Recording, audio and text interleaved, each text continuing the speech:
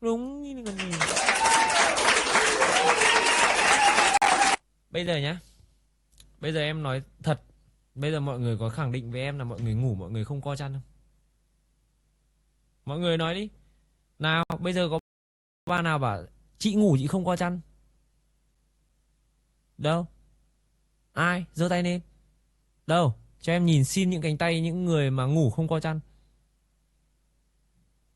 Trừ khi nhá, trừ khi là mọi người ngủ với chồng, với con, ngủ với vợ thì thôi, chấp nhận thôi, mình lạnh được. Nhưng mà cái việc đấy nó rất ít. Bởi vì là ấy, ngủ với chồng thì quắp nhau mất rồi. Mà ngủ với chồng với con hoặc ngủ với vợ với con thì chăn to đúng không ạ? Là mỗi người xẻ một tí là vừa. Nhưng riêng ngủ với con trai ai em không biết. Nhưng với em, chúng nó phải tránh xa cuộc đời em ra. Không ôm, không gách, không quắp. Được chưa? Được chưa? Thế bây giờ em nằm một thân một mình, hai thằng nó ôm nhau, nó ấm rồi, thì chăn thì chả đưa đây cho em đắp. Đúng không? Đây nhá, nói có sách, mách có chứng. Đây, nào, bây giờ ai đứng ra đây mà cãi?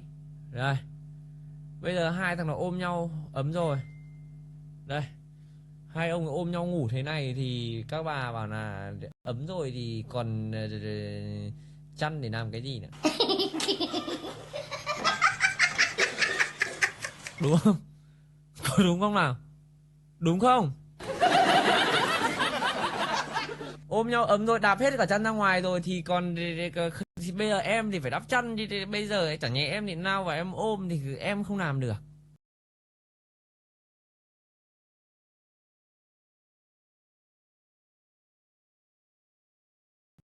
Em không ôm con trai ngủ, được chưa?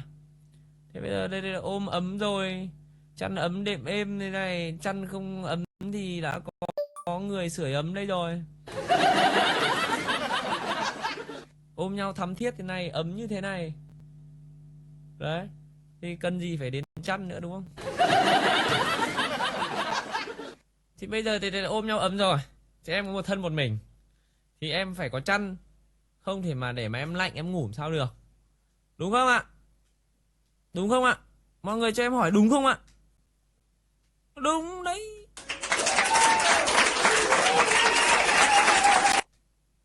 Trước tiên nhá, trước tiên em giải mã cái việc mà lạnh nhá. Lạnh mọi người có thể bị ho này, mọi người viêm họng này, rất ảnh hưởng sức khỏe. Thì trước tiên là mình cứ phải lo cho cái thân mình đã. Đấy, thân mình mà bị ốm thì đấy, anh em nó cũng cũng thương mình, nó cũng suy nghĩ là vì sao mà ngủ với mình mà nó bị ốm. Thì đấy, nó cũng mất công mất sức, nó thương mình, nó lại phải chăm mình. Đúng không ạ? Thế thôi, tự thân ta lo thân ta thôi. Không để ốm được. Đúng không ạ? Có đúng không đã? Cứ VKD em đang nói chuyện thế bây giờ có đúng không đã nào? Đúng chứ gì nữa. Thế có người ôm thì có cần chăn không? Có. Có.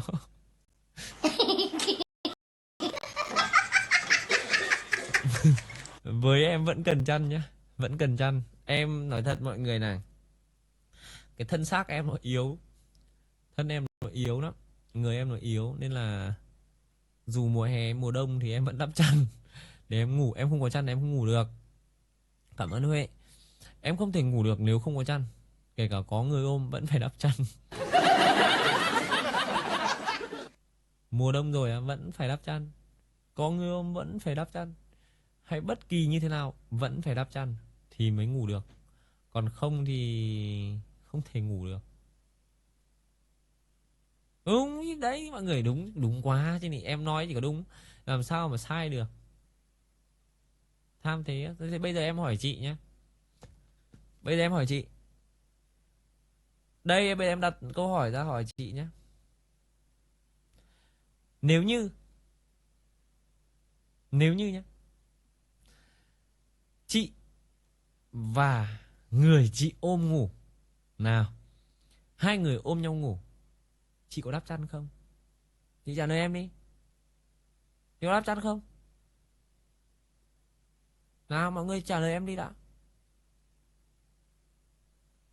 Có đắp không? Đấy, thấy chưa? Chị thấy chưa? Có, chắc chắn có. Đắp chăn để làm gì ạ? Đắp chăn không phải là để, này các bà đừng có nghĩ cái suy nghĩ đen tối đi nữa nhá. Các bà đừng suy nghĩ mấy cái suy nghĩ đen tối nữa. Người ta đắp chăn vào để làm gì? Thứ nhất, mùa hè, bây giờ mình phải lo nghĩ cho người mình đang ôm chứ, đúng không? Thế mùa hè bật điều hòa, không đắp chăn lạnh bụng. Mà mùa đông lạnh thì phải đắp càng kín, đỡ lạnh người, đúng không? Đúng chứ còn gì nữa. Khóa cửa nha, kể cả khóa cửa hay không khóa cửa. Tuần sau cưới nhé, cưới ai con đơ kìa.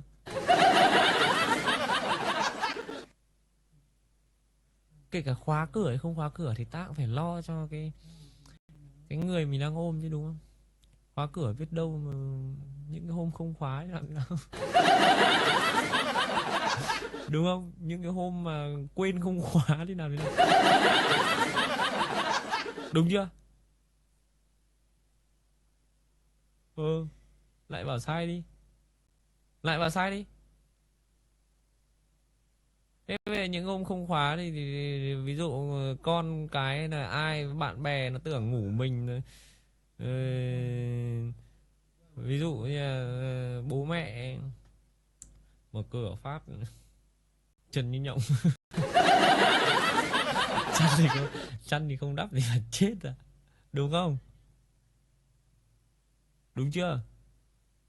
Đấy, nói đúng.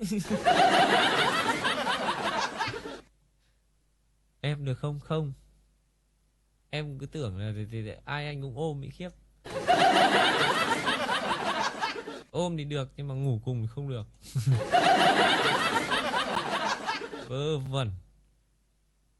Ơ kìa, anh nói gì cũng đúng nhá, cái bà này là cái bà rất là ngang ngược.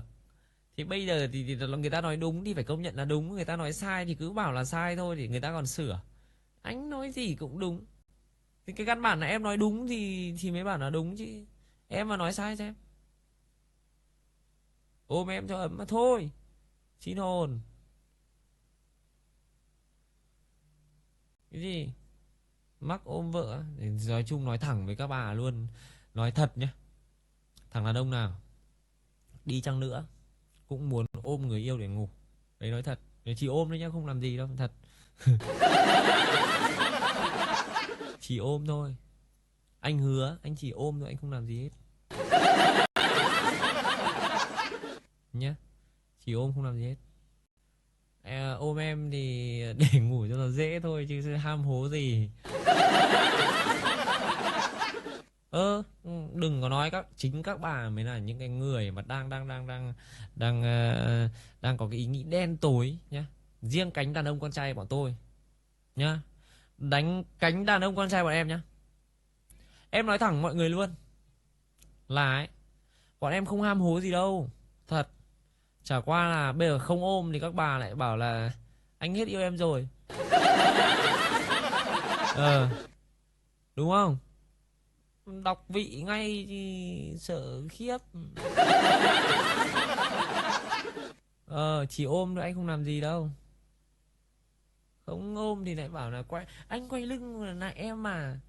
Thế mà ôm thì lại bảo đấy, sợ thấy người ta nằm cùng ôm rất mất thời gian mấy cái bà này.